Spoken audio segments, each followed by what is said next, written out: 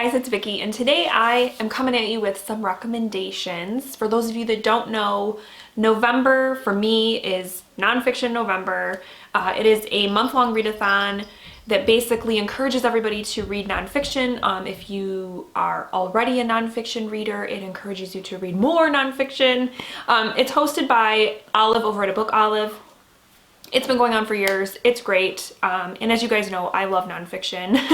I read it regularly, and every couple of years I like to do a nonfiction recommendations video and kind of talk about books that I've read in the last couple of years, nonfiction books that I think you should read. So that's what this video is. So let's get into it.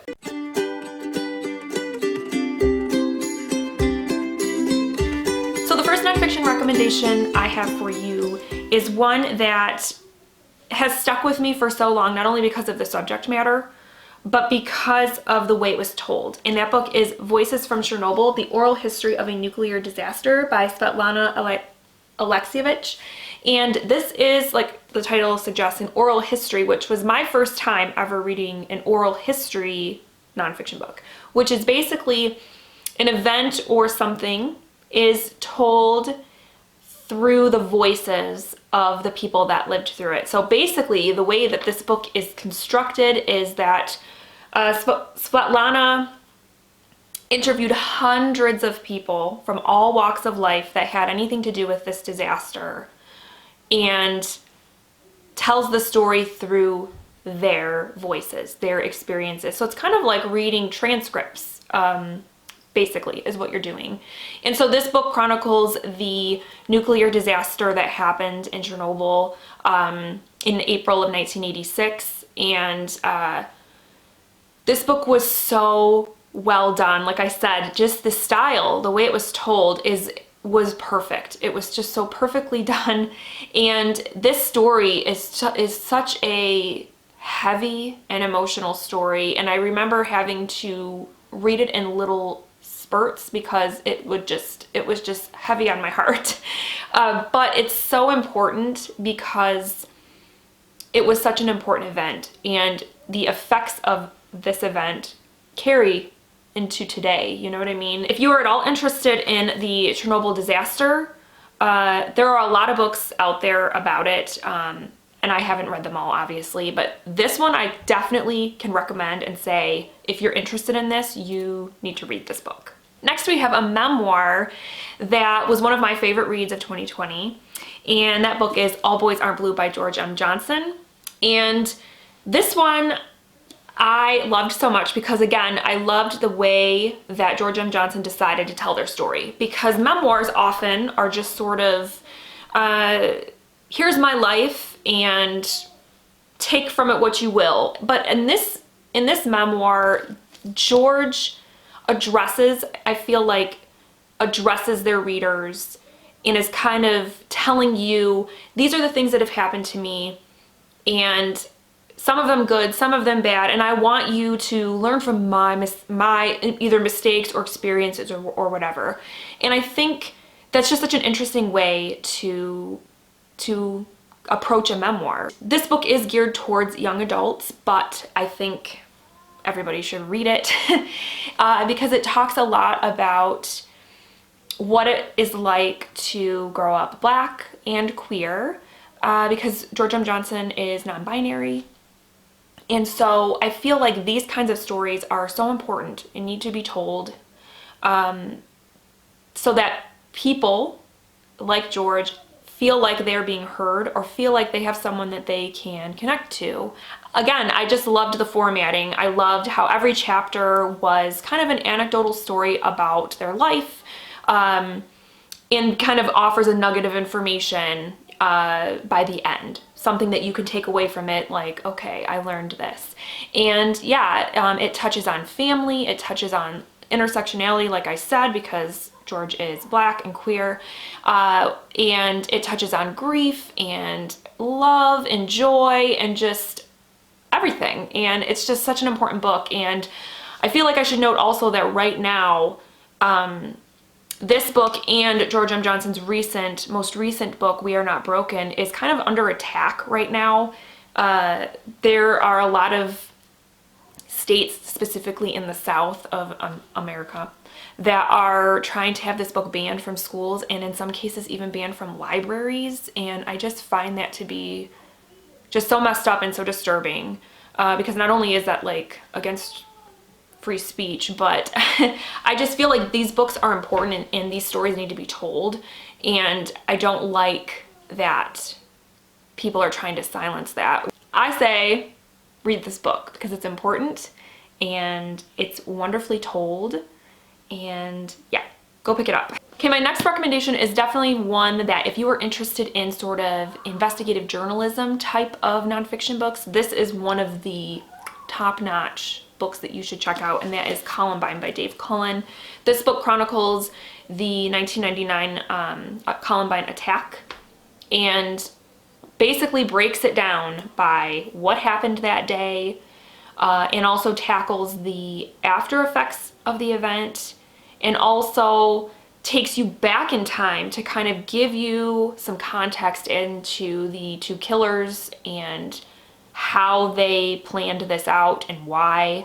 And it was just a fascinating read and so well researched, and I really loved the way that Dave Cullen examined not only this event and the way that he approached it in terms of the organization, because I loved how he told you what happened and then kind of in the middle kind of takes, there's like a fork where he goes back and forth between telling you the aftermath of that day, but also then takes you also in kind of almost alternating chapters back in time to bring you back to the present, back to April 20th, to show you why the killers did what they did in an attempt to try to make sense of it and explain it. And I loved that format. It was fantastic. I also loved that he kind of owned up to the media's sort of responsibility in a lot of the misinformation that was going on during this attack, the way that the media covered it, because there was a lot of misinformation. And I liked that he sort of took responsibility as a member of the media for that and said, yeah, you know, we made mistakes, and this book sets the record straight. And so it is just a wonderful piece of investigative journalism. So if you feel like you want to know more about the Columbine attacks, why they happened, and all of that, then this book is the book that you need to read. The next book that I want to talk about is a sort of science-based book, which I don't read a ton of, but when I read this book, I was just so completely fascinated by this, and it's definitely one that I feel like I need to tell you guys about it again. And that book is called Never Home Alone: From Microbes to Millipedes, Camel Crickets and Honeybees, The Natural History of Where We Live by Rob Dunn.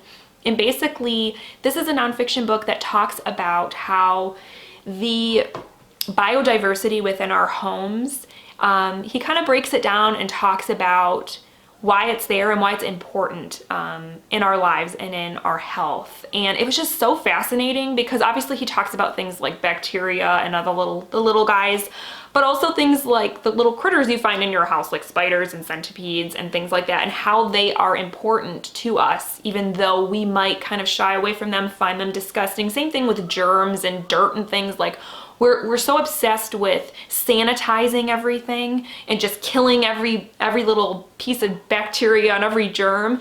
But this book kind of tells you why maybe that's not the greatest idea, and how a lot of times when you are in the process of trying to kill everything, you're actually you're killing all the good stuff, because some of that stuff is beneficial to you, and then you're leaving behind like the really nasty stuff, because a lot of our, you know, household cleaners and things like that sometimes don't even take out those really bad things. And so how we kind of need to get away from this idea of sterilizing everything, and how we need to kind of reintroduce biodiversity into our houses by, you know, opening the windows and maybe having some house plants or planting some, you know, different sorts of plants and trees and things in our backyards, and just kind of letting that kind of stuff back into our lives because it's beneficial. And so it was just really fascinating and not something I would typically read, but it just drew me in and I thought it was really cool. So yeah, you should check it out. Okay, my next recommendation for you guys is The Radium Girls: The Dark Story of America's Shining Women by Kate Moore. And this basically chronicles a group of women, a rather large group of women, who during the starting in the World War I era, were working in factories that made watches and clocks.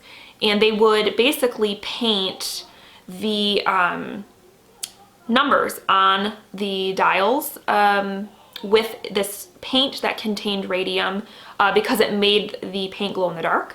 And that was like a new thing. It was kind of like a new hot commodity people wanted.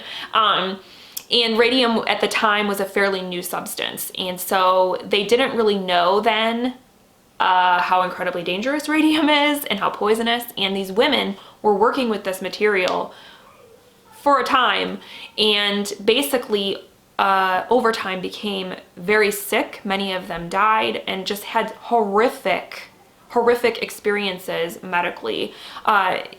Because I don't think it's any secret nowadays that radium poisoning is really nasty and is irreversible. Once it starts, there's no stopping it, and it's just, it's horrible, horrifying. So the stories in this book were horrifying.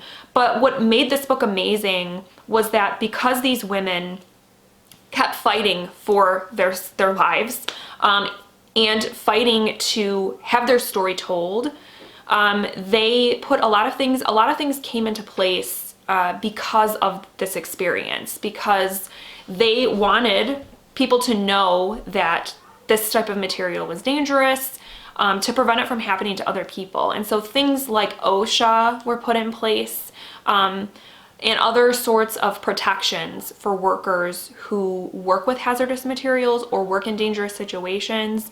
So it was very important, I think, in like just the American labor movement, or whatever you want to call it. It was just very important, and like I said, very upsetting, very disturbing, but so important. And Kate Moore, she talked and interviewed and told the stories of so many women. There were so many women affected by this that it was incredibly sad, but she, I felt, did a great job telling as many stories as she could in this book, to making sure that their voices were heard and that we know their names and everything, because they were very brave and very important women. And so yes, this was a fantastic read. Again, a kind of a heavy one, but one that I think everyone should read because it is very, very important. And then last but not least, I have, it's kind of a hefty book, but again, so worth it. And despite being a thick book, it's very, very easy to read. And that is Stamped from the Beginning, The Definitive History of Racist Ideas in America by Ibram X. Kendi. And this one is basically an American history, starting with the colonization through the present day, but told through the lens of how racism has been in America since its beginning. And this book was so well done. Like I said, despite being very like thick, it was fascinating and eye-opening, because he takes you through American history and basically breaks the book up into 5 different sections with 5 different people kind of from the different eras of the country, to kind of show you what was going on at the time. And I thought that was a brilliant way to tell this history. And like I said, this was so eye-opening because there were so many things in here that I'm like, okay, I'm in my 30s here, and I've taken a couple of American history classes, and this was not talked about. And so I did a lot of unlearning while reading this book, which I think is so important, and why books like this need to exist, because unfortunately, yeah, we live in a country where we're not really learning the whole picture when it comes to our history. Things like slavery and the civil rights movement, you're not getting the whole story when you're in history class. That's a fact, and I feel like that's why these kinds of books have to be out there, so that we can get a more accurate picture of how our country was founded and how it has progressed. And it's just important. It's an important read. And like I said, the writing in here was so digestible, despite being history. I find that a lot of times historical texts can get kind of dry. I did not find that with this. I found myself underlining a lot of things, annotating. I learned a lot in this book. And so I feel like, especially if you are interested in anti-racism and America, this is definitely a great place to start because it gives you so much information, but also makes you want to go out and seek more information, which I think is the sign of a fantastic book. So yes, if you are at all interested in this, you need to read this. All right, guys, so those are some nonfiction recommendations that I put together for you that like I said, these books are all books I have read in like the last 2 years or so that just have really stuck with me and that I really think you should read. So let me know down below if you've read any of these books and what you thought of them. And also let me know if you have any great nonfiction recommendations that you have read recently, because I'm always looking for them. And yeah, let's have a chat in the comments about nonfiction. So, all right, that's all I have for today, guys. I hope you're having a wonderful week and I will talk with you soon. Thank you so much for watching. Bye.